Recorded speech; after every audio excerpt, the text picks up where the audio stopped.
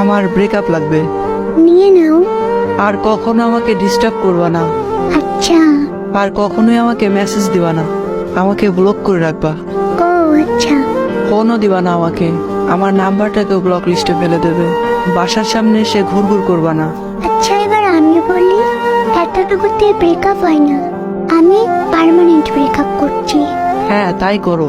এখন থেকে 24 ঘন্টা আর তোমার কথা ভাববো না, মেসেঞ্জারে এসে আর তোমার মেসেজের জন্য অপেক্ষা করব না, তুমি রিপ্লাই দিতে দেরি করেও আর কষ্ট পাবো না।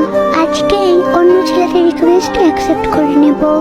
তারপর সকালে আর তোমাকে গুড মর্নিং বলবো না, তোমার ওই হাসি মুখটা দেখার জন্য ব্যাকুলও হব না।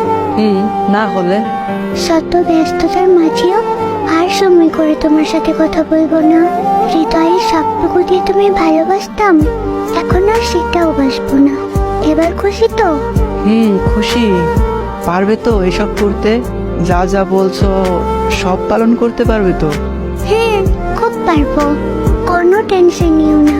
কানের গুঁড়া একটা এমন জোরে দেব, কাঁদতে কাঁদতে সে জড়িয়ে ধরবে। ও মা, কেন?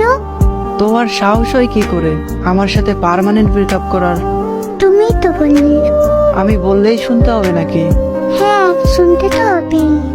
ও বুঝতে পারছি, আমি তো এখন পুরাতন হয়ে গেছি। এখন নতুন নতুন ছেলেদের রিকোয়েস্ট অ্যাকসেপ্ট করবা, তাই না? তুমি একটু ভালোবাসো না আমাকে।